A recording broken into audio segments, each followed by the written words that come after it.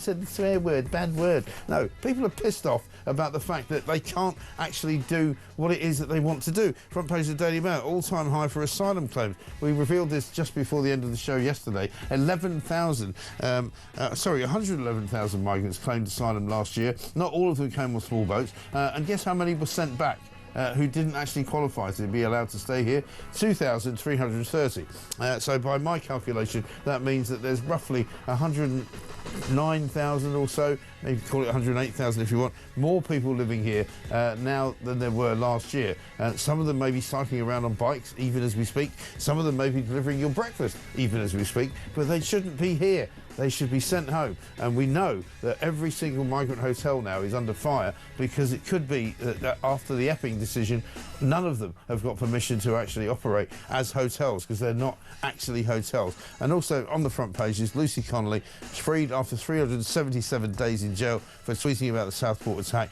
The Daily Mail says they've got the inside story of Lucy Connolly's prison torment. They haven't actually got the inside story of her prison torment, but they will probably pay her a great deal of money to actually talk about what it is that she went through.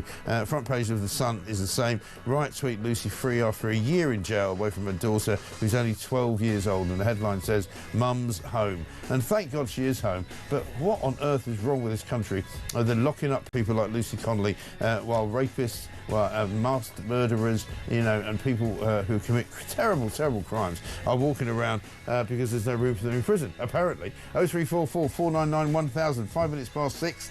It is bank holiday weekend, as I say. There's going to be all sorts of mayhem on the roads, all sorts of mayhem on the trains, no doubt in the air as well if you're trying to fly anywhere. But we will keep you calm and we'll give you a bunch of gaffes as well, just to cheer you up throughout the course of the morning. We've got a great one from Eamonn Holmes from GB News, by the way, so I want you to look forward to that. 0344 499 1000. This is Morning Glory. Let's get it on. As if by magic, the music stopped. Reem Ibrahim, very good to see you. Look at the sun. Morning. How can you not have a beautiful kind of outlook on life if you look out there and go, the sun is shining, the sky's high, you know, the clouds are above it. It's wonderful. Agree. This morning, I was looking at the sky and I just thought, isn't the world still, despite all of the mayhem, isn't the world just so beautiful? It is. It is. And I think you have to remember that, you know, because there are things that somehow are existential, and they're above all the political problems that we live in. And when I know you travel quite a lot, you know, suddenly you walk out on a beach in northern Africa, or you walk out on a beach into the southern Mediterranean, and you just go, what a beautiful world we live in. Isn't it so great? Beautiful. But also, I'm always reminded by how much I love this country when I leave the city. Yeah.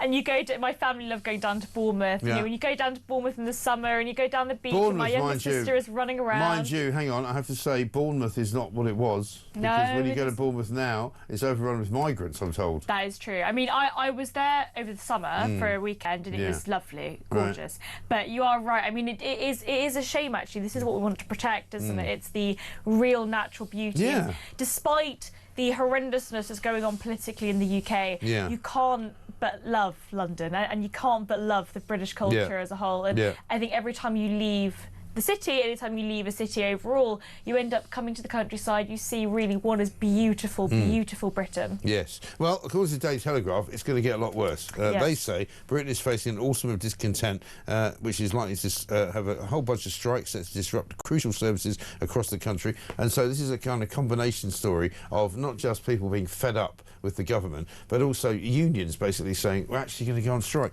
The RMT, who are, of course, the railway union, announced yesterday that commuters will endure a week of industrial action on London Underground at the start of next month. Those look set to be followed by a month of walkouts across the public sector, including GPs, resident doctors and nurses, and who else is going to be on strike? Call them what they are, junior doctors. Junior doctors. I don't call them resident doctors. They can stick that right up the jacksie, right? I'm calling them junior doctors. Meanwhile, strikes have already hit the public in Birmingham. Bin collection still not going on, and so it's going to be pretty miserable for an awful lot of people in the coming months, right? It is going to be How useless is this government, by the way? I haven't seen you for a while. How useless are they? Insanely useless. I mean, what's interesting is, of course, the government handed up about £10 billion in public sector pay, and we're expected to lose about 280,000 working days as a result of these strikes. It's really interesting, I think, because of the politics of the Labour Party. Obviously, they are funded by unions, right? Let's be very clear about this. Absolutely. The Labour Party are funded by unions, and therefore they are significantly less likely to sort of harshly say to them, you know what, you guys need to relax, you need to realise that actually we have spent huge amounts of money on public sector pay. Right. Now, of course, the differences between a business and the government is that in a business, if you don't like your job, you're unhappy with your pay, you're unhappy with your working conditions, you can just go and find another job in that same industry. And if you're running a business and you suddenly decide, oh, we're not making any money, you actually have to try and figure out how to make some money. Whereas in government, in government, you have to go, we're not making any money, we'll just borrow more money from somebody, or we'll just tax people a load more, and we'll try and raise some money that way. I'm really worried about this, actually, just more broadly, Mike, because we are probably going to see tax rises again this year because we have to. I mean, the government basically have no other way of financing the current huge amounts of money. Of course, they're paying huge amounts of money on debt interest. Why won't they find some money by firing a load of civil servants? Why can't they get rid of them? Well, I would go further than that. I mean, basically, the differences between like Doge that occurred in the US, where they cut public spending by basically just sacking a load of government servants, and obviously what happened is nothing because they weren't doing anything in the first place. But what I prefer is the Javier Milei Argentinian style of afuera. Because what you actually do is just you get the old chainsaw out. Exactly, you get the chainsaw out, because the difference, instead of just, you know, firing a bunch of people that work for the government, in Argentina what they've done is actually reduce what the state does. So instead of saying, you know what, I'm just going to sack some people in these different government departments, obviously with, you know, US aid, they've done particularly well at just basically removing all of that waste of government money and taxpayer money fundamentally. But what we could do is reduce the size of the state by reducing what the state does. So, do we need a Department for Culture, Media and Sport? Probably not. No, I would What does honestly, Lisa Nandy actually do? Who's the Minister for Culture, Media and Sport? I would completely abolish the entire department. Because why does it exist? And I mean, other than for the BBC. How many people work there? Probably thousands, right? Oh, God. And the fact that the government need to sort of have a cultural policy, I think, is ridiculous. Like, culture comes from the people.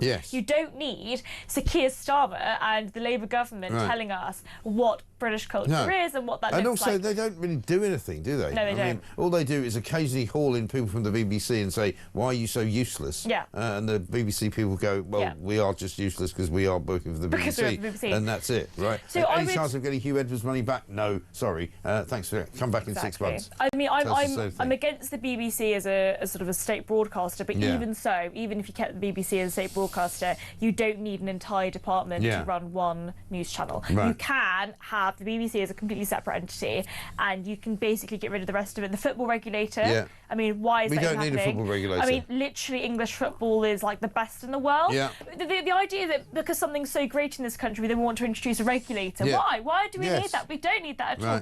So I basically abolished that department. So I think that it's interesting when it comes to the wider perspective on the way that the UK economy is going. I think that what we need to do is just reduce the size of the state. But we need radical ideas to reduce the size of the state. We need people to actually think about what the government should be doing. One example, I think, which is really interesting, when you're looking at a graph like what the government actually spends money on, a lot of it is on welfare, and a lot of it is on the National Health Service, on healthcare. The NHS is an enormous expense to British taxpayers. Part of it is because of the ageing population, of course, higher spending costs on healthcare. Isn't it? It doesn't work. But it's absolutely useless. If you try to get a GP appointment, it's absolutely I've given up. impossible. I have not used the NHS. I promise you, for about the best part of the last 7 years. You know, if I do have a reasonable need to go and see a doctor, I just go to a private doctor. Luckily, in London, we're in good shape. There's a place just down the road called the London Clinic, and you can go and check in. There's about 7 different offices. And you can get them quite cheap as well. I mean, they're not that expensive. I've got health insurance. It costs me 20 quid to go and see them, you know, and I see them straight away, and they give me whatever it is that I need, and it's a perfectly good system. We spend just below £200 billion a year on the National Health Service. I know. And I think the lefties always say, oh, but, you know, it's underfunded. You know, it's not do me a underfunded. small favour. The biggest. Complete. Honestly, Mike, but this is one of the biggest please don't lies. tell me it's underfunded. One of the biggest lies that the left have been peddling over the last few has been about the NHS and saying that it's underfunded. It's not. Now, the Telegraph story talking about strikes, I think, is really important because when we're talking public services, you know, the difference between a business and the government is that, you know, if you're unhappy in your job in a business, you know, you just change jobs or you find another offer in the industry. The government is the only place you can go. If you're a doctor, the only place you can be employed for, you know, within the healthcare system in the UK, other than in private clinics, is the National Health Service, right? There isn't a competitive market. But then these bozos want to go on strike. You know, these junior doctors who now want to be called resident doctors because apparently it sounds more important. But they've already had one 5-day strike. They're going to have more 5-day strikes as we go forward throughout the course of the summer and the rest of the winter. And they've already had a 22% pay rise. Yes. 22% they had, and they are, it's never enough. I was on another news channel talking about this, debating this with a junior doctor, and he insisted on being called a resident doctor. And I hope you didn't do that. I know, I said you're a junior doctor. But I did say to him, I said, you know, well, where's this going to end? Because last year you guys said 22%, you know, you got the 20% off from the government, and that was it. And now you're striking again this year. So where's it going to end? You know, if the government gives you another payoff for now, will you guarantee that you're never going to strike again? And he didn't obviously say that, right? No, because they can't. And the same with the RMC. ASLEF, the train drivers, are given 15%, which is also massively above the rates of inflation. And now they're coming back for more. The RMC going, well, the ASLEF got 15%. We haven't had a pay rise since they got that. So it's just a big circular kind of, you know... Let me tell you how we solve this. Circle jerk, if you want to... I'll tell you how we solve this. We need a competitive market in healthcare. So basically what the Europeans have, one thing that the Europeans actually do better than us is healthcare, because they have an actual competitive market. Insurance-based systems, social insurance-based systems. I think the Netherlands is a really fantastic example of that, where you have a competitive market. Patients get to choose where they get their healthcare from without the government telling them what they can and cannot do. The government do guarantee a minimum package that everybody gets, but what you have is effectively a market where you can choose. In the same way when it comes to food, you choose what supermarket you go to. Exactly. You can do the same with healthcare in a competitive market system. It means that the insurance providers have an incentive to ensure that your healthcare is actually fantastic. So they do their jobs properly, They do their jobs properly, because if they don't, you will go somewhere else. That's the beauty of capitalism, the beauty of the market. And in France, apparently, what happens is with the GP system is that you get paid as a GP depending on how many people you actually see, as opposed to how many people you've got on a list. Because in this country, of course, you get paid as a GP depending on how many people you've got registered to come to your clinic. Whereas in France, it's like, no, we will pay you per actual visit that you see, the people that you actually help. Is that another opinion I have about GPs? I think they're a massive, massive waste of time. I mean, the fact that GP appointments are basically taken up by people with various different ailments, but GPs have basically lobbied against people called physician associates. Now, physician associates are sort of trained at the same level as nurses. You can be paying them basically the same level as what nurses are being paid, and of course they're able to treat most things. Most things that you go to GPs for do not need to be treated by somebody with a medical degree, right? You don't need a doctor, a literal medical doctor, for basically 90% of things that you go to. And also, for a lot of people, they know precisely what they need as a remedy, because they go, look, I had this last year, I need these antibiotics to get it. And they'll go, oh, no, we can't give you those. A doctor doesn't need to prescribe these things. A nurse level can do that. But anyway, listen, we've got to stop this, because it's a great conversation. However, it's got nothing to do with what's in the papers. I know. So let's talk about what's in the papers. Let's talk about Lucy Connolly, because front page of the Sun, right to tweet Lucy free after a year. This poor woman has been in jail for over a year, right? She's finally been freed. She was home yesterday to spend time for the first time in a year with her 12-year-old daughter, who's been traumatised by her mother being sent away, and her husband, who's suffering from cancer. I mean, this story is quite remarkable, and it proves to me that Keir Starmer is cruel. Keir Starmer is an absolute and utter disgrace of a man, because he could have let her loose a lot earlier, couldn't he? This story really upsets Mitch. I mean, when Lucy first went to prison, I thought about writing her a letter, because I was just so upset about it. But it's really important, I think, to remember that freedom of expression also means that we protect freedom of expression that we might not like. Yeah. And what Lucy tweeted was not very nice. No. But at the end of the day, if we believe in freedom of expression... But it wasn't the end of the world either, was it? No, it wasn't. It wasn't actually that bad. Because everybody says that, and I know you have to say it because everybody feels like they have to say, well, what she said wasn't very nice and we can't endorse it. Well, it wasn't nice. Look, we can be honest, it wasn't nice. It's not the worst thing anybody's ever said, No, is it? I mean, I've probably said worse, right? Yeah, I have. Yeah, I've definitely said worse. The thing is, right, she saw what was going on with the Southport killings. Yeah. Any mother, anybody, any human being would see what happened where you see 8-year-old girls being murdered. I mean, brutally killed, right? At a Taylor Swift themed dance class. I mean, anybody with an ounce of humanity would feel disgusted by that story. Of course. As Lucy did. She posted a tweet in a fit of anger. In anger, yeah. 3.5 hours later, totally she understandable, right? the tweet. She deleted the post 3.5 hours later. And I think I'm right in saying, that it was only seen by 26 people. It wasn't even like, 50,000 people suddenly saw it. It wasn't like retweeted by me or anybody who's got a lot of followers. It was not seen by that many people anyway. I'm not sure. I think what's important to note is that what Lucy said in that context was the reaction of basically millions of people across the country. She spoke for so many people, and she was just a regular lady, a regular mother with a 12-year-old daughter. She's also lost another kid. I mean, really, really normal family in the UK, and anybody feels that way. And being sentenced to 31 months in prison was the most outrageous thing that could possibly happen.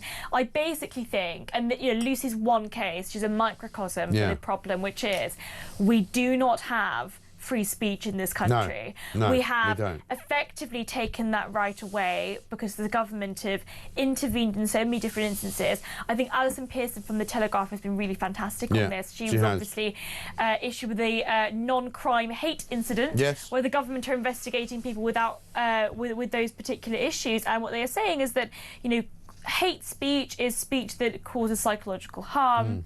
Of course, psychological harm is entirely subjective. So we have to be very clear about this. My position is freedom of expression should happen no matter who you are, no matter where you come from. If you are a human being, you have the fundamental right to say whatever you like, whenever you like, without the government taking those rights away. And that includes, by the way, speech we don't like. I was having this argument with other people on the right that were saying, you know what? These pro-Palestine marches need to be banned. And I was saying, if you believe in freedom of expression, it's not just for people that we don't like. It's not just for people that we like. It's also for people that we don't like. Well, freedom of expression means defending the most grotesque and disgusting opinions because we have to ensure that those freedoms are being protected. And what happened to Lucy was an absolute disgrace. Well, I said the same thing about Ricky Jones, the guy who did the old cutthroat thing, and people were going, he should be locked up in prison. No, he shouldn't be locked up in prison. He should not be. He should be walking free in the same way that Lucy Connolly should never have been prosecuted. Both of those cases should be people who can say whatever they want and they can walk around freely in this country because we supposedly are a civilised nation. We need a constitution. We need a constitution like the Americans have. I think so. Because, I mean, I've spoken to a lot of my American friends about this, and what they have is so many campaign organisations that I mean, we have the Free Speech Union. They have campaign organisations that are actually able to use the Constitution to defend freedom of expression. There's an organisation called FIRE, which look at free speech on campuses, and they're suing the American government because under the Trump administration, there are students that have been arrested for writing opinion pieces that are pro-Palestine. And what they've done is they have said, no, freedom of expression is a fundamental right that is entrenched in the Constitution. We are going to defend that. And they're probably going to win this case because freedom of expression... Because in America they actually do have freedom of expression. Because they have a constitution. They do, Britain desperately needs a constitution that enshrines individual liberty, and one of those individual liberties are the right to freedom of expression. Yeah, I couldn't agree with you more. We've got so much more to talk about, not just Lucy Connolly, but all sorts of other things on the front pages, including, of course, the migrant protests, which are going to be going on over the course of this weekend. It's a bank holiday weekend. Reem Ibrahim is here from the IEA. There's so much more to talk about. We're not sure we've got enough time, but it's 23 minutes past 6. This is, of course, the home of common sense and the home of free speech. So we try our best not to get arrested for some of the things that we say. This is Talk.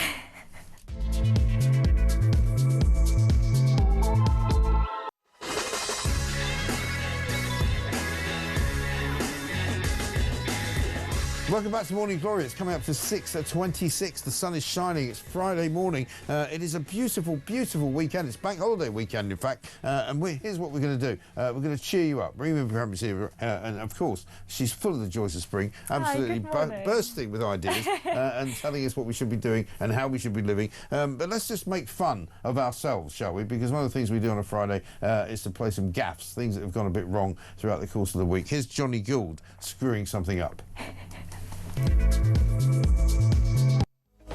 Well, if I could wish for one thing, it would be inheriting a huge audience from a grateful British public.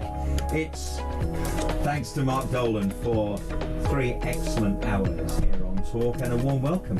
My name is Johnny, and I'm here until 1 o'clock here on Talk. It's been a brilliant, brilliant day, hasn't it, for diplomacy. Meanwhile, oh, my mic's fallen off. Oh, that's a good start, isn't it? Yeah, I told you I needed a bit of help here. Hang on now, let's just see what I can do. I'm not going to blow into it. Dear, oh dear, dear, oh dear, Richard, here we go. I tell you what, could you hear me before? Was it worth it? And now my earpiece has fallen out. Good start. Hey, welcome along to the show. It's Johnny here in the chair for Petrie. Bet you're wishing she was here, right? I'm here until 1 o'clock. The only game in town is diplomacy, and that is going on at the White House. I mean, one rule of journalism and broadcasting is make sure you've got a microphone on and make sure it actually works. Make sure you've actually got it in the right place. Johnny, come on, man. You've been doing it for 20 years. I love Johnny. He's so adorable. I know, He's but so how cute. is he No, so there's something really though? sweet about, like, you know, I can't find my mic. It's like, oh. I know, it's not good. It's absolutely not good. Let's get a voice note from Lee. Morning, Mike. It's Lee. 2 tiers still in Scotland. Being such an avid music fan, you thought he'd be back for the Coldplay concert. Anyway, can you imagine? You're a small business in Scotland. You're struggling to make ends meet. You're wondering when the next tax rises are coming. And then Starmer turns up snooping about. I mean, you wouldn't let him in. It'd be like the time he visited that pub in Bath. Do you remember the guy going crazy at him? Get that man out of this pub. Anyway, play the clip, Mike. All the best. Yeah, we will play the clip. I think we've got it. Get out of my pub. Get that man out of my pub. Have a look. Man is not allowed in my pub. No, Laura. I'm not going to physically hurt him. That man... Oi! That's assault. I am not bothering you. I am not bothering him. That man is not allowed in my pub. Get out of my pub. Go on. Calm yourself down. Get out of my pub. Calm down. Sorry. Thank you. Calm down. Yeah, brilliant. Do you remember, I mean, the good old days when people had to wear masks here to pubs? Oh, God. I mean, for heaven's sake. Ridiculous. God, save us. I completely agree with Lee. I mean, if you're a business in the UK, you're really struggling. You've got the employers' national insurance contributions increases. You've got huge regulations that are coming into play which make it impossible to hire anybody. No wonder why vacancies are declining. Yeah. If you are anybody in this country with an ounce of ambition, is being crushed by this government. And many people are leaving the country. You know, I hear from people all the time, and they're not just, you know, non-doms, they're not just people who've got loads of money. I hear from loads of parents who say, my kids have just come out of university, or they were going to go to university, but actually they're now just deciding to go to Australia, or they're going to go to Thailand, or Japan, Portugal, Dubai, America. They're just going. Yeah, yesterday I celebrated a friend moving to Dubai, and I remember thinking, you know, these are people in their 20s that are, you know, successful. They are, you know, they all will come from like similar backgrounds where they all just want to work hard and be rewarded for that hard work. And make some money, And make some money, but, you know, we're not talking about people that, you know, are non-doms, as you said, like, you know, come from really, really wealthy families. These are normal people, and what they've done is, you know what, I've worked really hard, I studied really hard at school, I got myself a degree, I did everything that I was told I should be doing, right? I did everything that I was told I should do. And I can't do any of those things in the UK because I can't be successful because the economy isn't growing, because the government want to literally take every single penny that I work for. And they can't afford to buy a house, presumably, because the house prices are completely because they refuse to build any housing because the government regulate everything so ridiculously. Net zero is part of it. All of the environmental regulations make it extraordinarily difficult to do anything in this country. And so if you're in your 20s, you're like, you know what? I've not got any kids. I'm not married yet. Right. I'm just going to go to Dubai, where there's no income tax, where it's safer, significantly safer. It's interesting, we were joking about how, you know, obviously ethnic displacement in the UK and how that's happening. And I said, listen, I'm Arab. You lot are all coming down to the Middle East. You know, you all want to come over to where I'm from. And it's so important to remember that it's basically economics. I mean, I really do think that a lot of things boil down to the economics of it. And when you're being crushed continuously by the state, when you're being told... The other thing as well is that, you know, if there's no reason for you to stay where you are, you'll just move. Why wouldn't you? You know? I mean, it's sad though. It's not even if you're being crushed. It's just as though you just say to yourself, you know, what's the difference? What's the problem? Why wouldn't I go and make my fortune somewhere else? And it's extremely sad because, I mean, I can't bear to see Britain in decline. I love this country so much. Britain has so many amazing things about it. We were just talking earlier about the gorgeous countryside, going down to the beach. Britain's coastline is beautiful. There is so much to love about Britain. I love this country and I cannot bear to see it in decline. But it is in decline. But it is in decline, I'm in Gen and it's Z. being ruined. It's being ruined by this government. Well, not just this government, but every government over the last 50 years. I mean, I am in Gen Z. I have never experienced the British economy growing. Nobody my age has experienced a growing economy. That's insane when you really think about it. When you compare us to countries like the US, if we were to join the US and become the 51st state, we'd be the poorest state.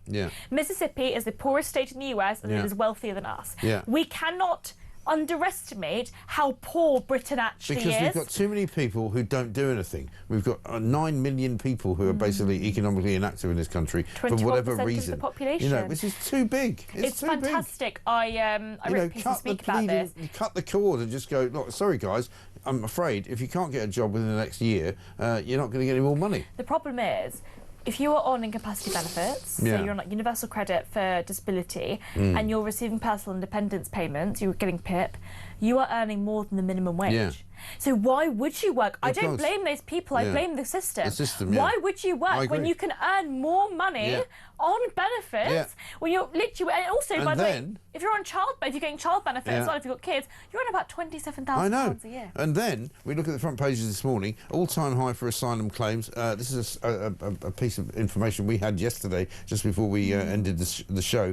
Labour last night accused of losing control of Britain's borders. Asylum claims have soared to an all-time high. 111,000 have come here in the last year, and only 2,300 or so have been actually sent back.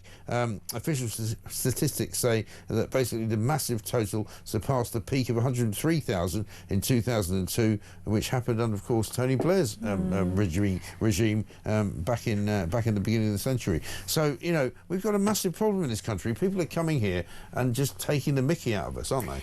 Yeah, it's a real shame. I'm very, very pro-immigration. I think immigration is fantastic for this country. It's fantastic if it's proper immigration and people coming here. I told this story the other day. I've got a personal trainer these days because that's how rich I am. And the guy's from Latvia. He's come into this country and he's building... What have you been doing? You've been doing some weights? Yeah, lifting weights, you know, going to the gym twice. Not really running. No, I don't really run. But I've lost 2 stone. I don't run. How preposterous. No, what ridiculous. A preposterous accusation. Exactly. But this guy, right, is the absolute epitome of what immigration should be. He's come into this country. He's been here for about 15 years. He came in originally, worked for the police, and he's now running his own business. He's also running about 3 other businesses. He's trying to make money as much as he can. And he is the absolute kind of the be-all and end-all of what we should be doing, attracting people from other countries to come here and create wealth.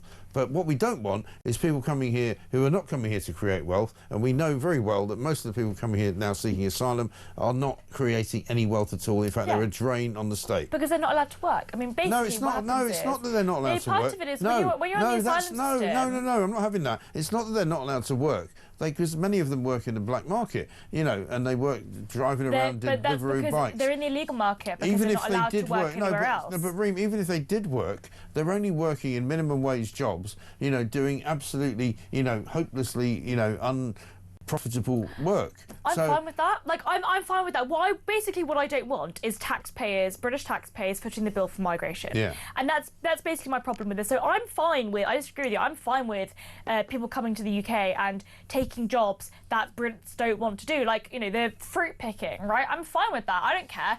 What I don't want, and what I am completely if they don't bring against... 5 members of their family with them, though... But that's the point. And then pick fruit, and then you've got to supply benefits to the rest of the family. So exactly that, right? That's the point. I just don't want them to be able to receive benefits. And I think that most people would agree with me when we say, you know what, immigration, in some instances, is really, really fantastic when they're able to work and contribute. Your Latvian personal trainer is one example of that.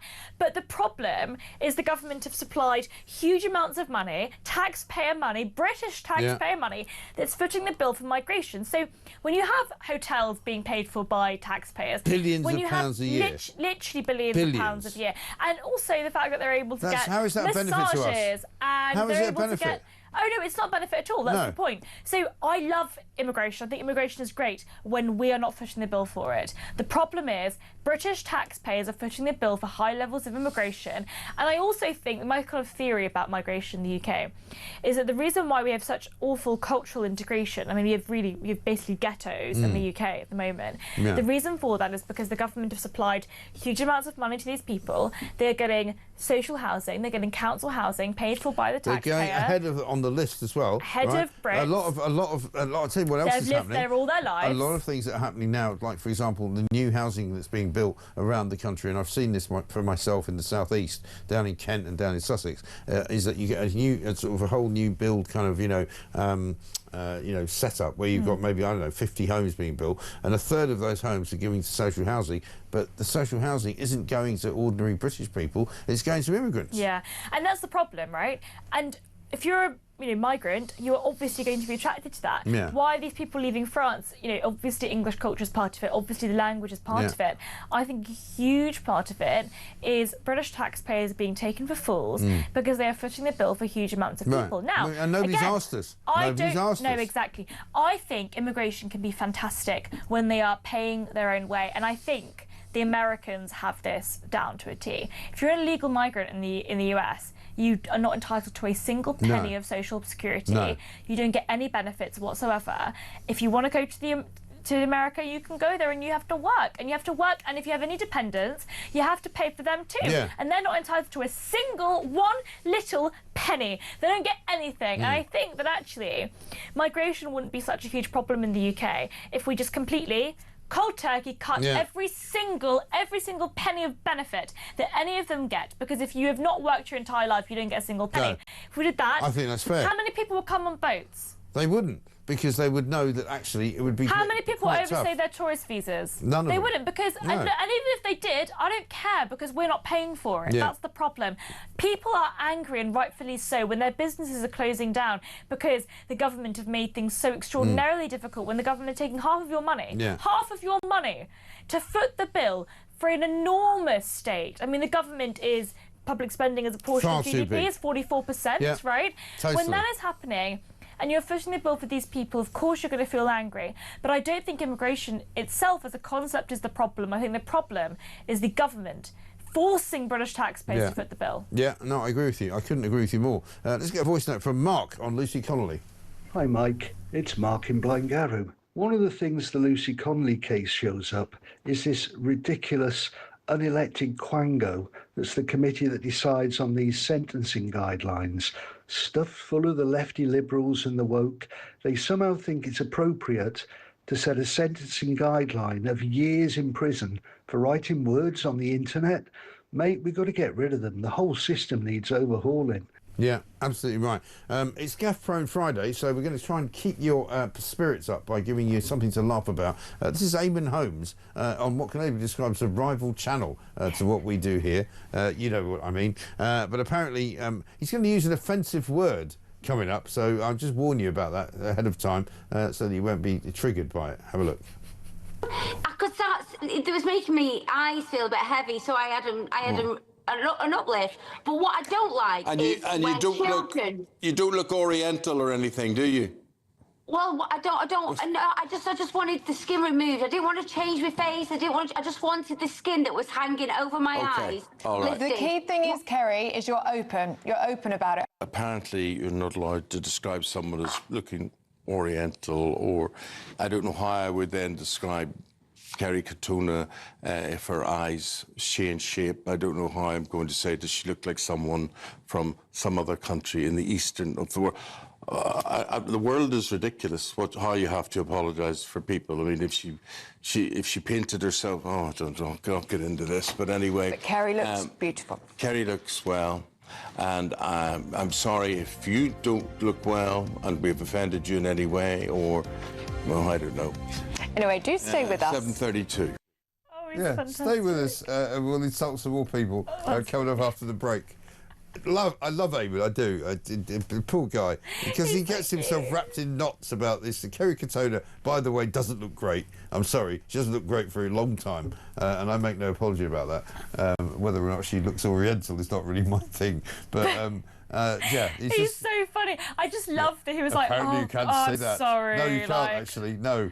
He's so funny. Wait, I think there's nothing wrong with describing somebody as Oriental. And you know what's really funny? Only if they are Oriental, though. He probably thought in his head, like, oh, me saying Oriental is quite respectful. You know, it's like, it's not, I'm not explicitly saying, you know, you look like you're East Asian, love. Right. It's kind of saying something a little bit different. Because he thought it was better than saying what the other alternatives are. Exactly. And then he had to apologise for that too. Right. I reckon what's obviously happened there is a producer's been like, you can't say that, mate. I know. Yeah, that's exactly what's happened. And he's now found himself tied up in knots trying to Have you been told off? No, never. Never? Never, no, nobody tells me off. You won't let them? No, but they just don't. I mean... Uncensored Mike Graham. Yeah, it literally is. I'm amazed, actually, because, I mean, like the other day I was going on about the migrant situation, and I was calling them medieval, people coming from these medieval countries, and I thought, surely at some point, Christian or somebody's going to tell me, you can't say that. But they don't tell me, because you can say that now, because we are actually the home of free speech, and fantastic. I would not be told not to say things, but there we are. Listen, it's 6:43. We're massively behind time. I'll tell you what, Christian will tell me off for actually being late rather than actually calling people Oriental. This is Talk.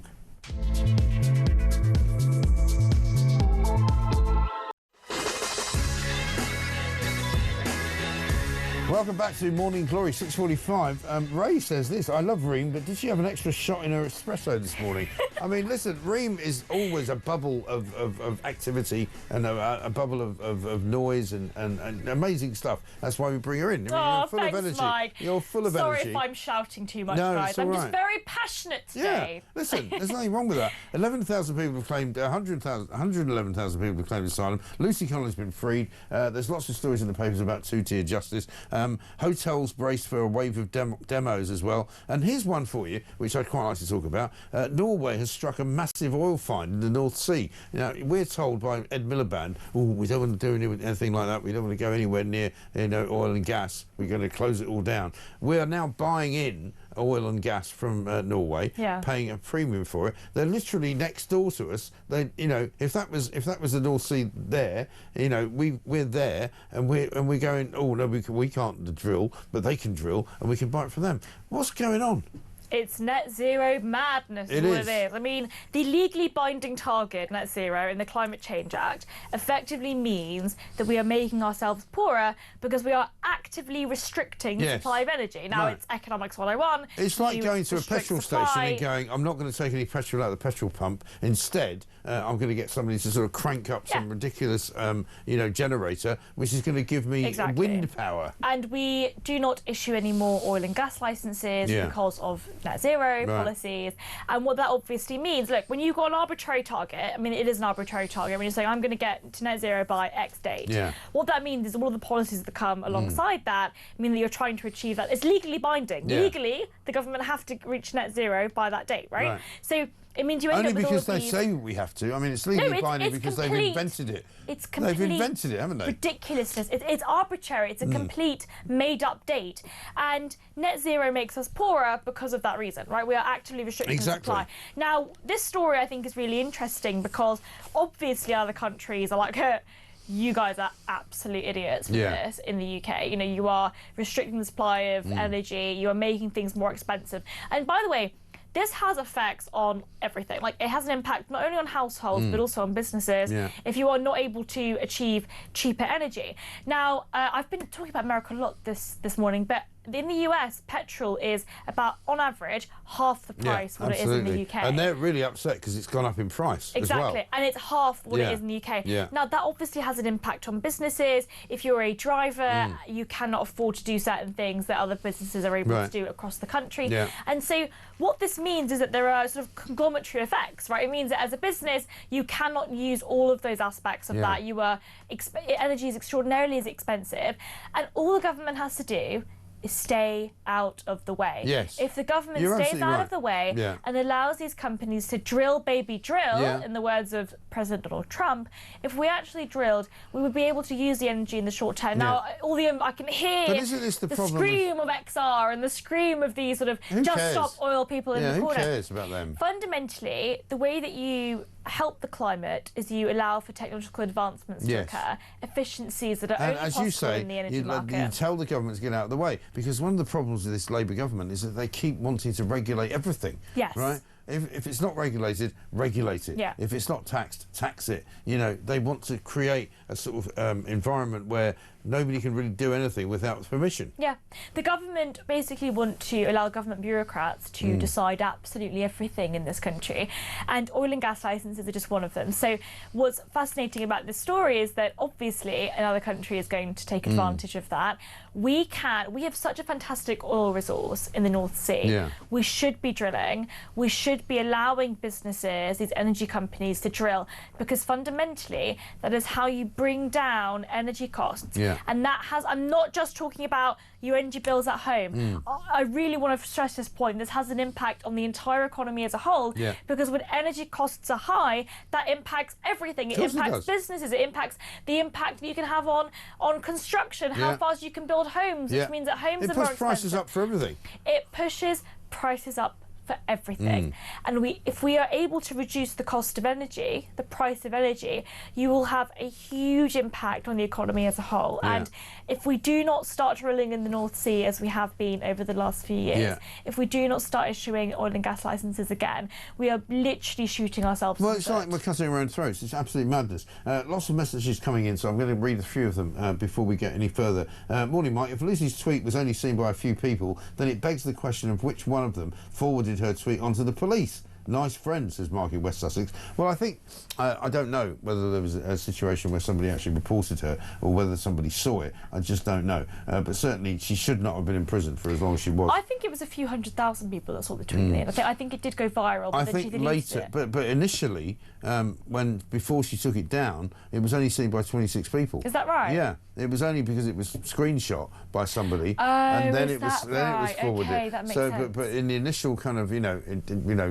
escapade, if you want, it was only seen by about 26 people. And it was only up and then for she less took than it 4 down. hours. She went out for a walk with the dogs, came back and went, actually, probably that wasn't the brociest thing I've ever done, and she took it down. And at that point, it had only been seen by 26 people. And we've all done that. We have. Of course we have. We've all tweeted something or said something that we regret. Yeah. And I think that fundamentally it's about ensuring that those people are able to express their opinions outwardly, openly, rather than it being festering underground. Exactly right. Let's get a quick voice note from Mark. Have we done Mark? Oh, OK. Apparently we've done Mark. Well, give me another one then. You know, it's 6:52. I'm Mike Graham. Back after this.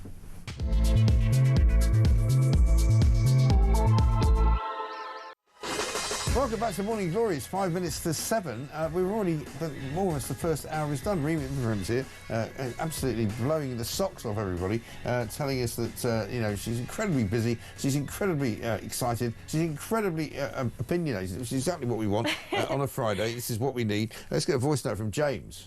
Good morning. What is it with this damn government, Mike? Whenever you want to get on with life, make yourself a little bit better in life, go out there, earn a few quid for yourself, trying to better yourself in life.